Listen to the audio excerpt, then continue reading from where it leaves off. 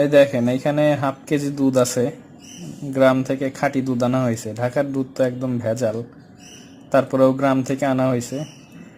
এই দুধটা দেখেন, এই যে জাল দেওয়ার পরে এইগুলা ছানার মতো কি যেন বের হয়েছে, কিন্তু দুধ কিন্তু নষ্ট হয় নাই। দুধ কিন্তু ঠিকই আছে, দুধ নষ্ট হয় নাই, কিন্তু পুরা দুধ এরকম ছানার মতো।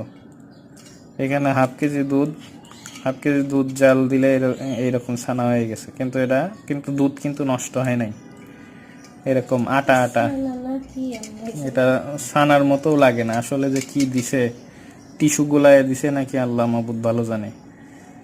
আর এই দুধটা হাফ কেজি দুধ জাল দিয়ে প্রায় 1 পোয়ার মতো বানানো হয়েছে, তারপরেও একদম পানির মতো টেলটেলা।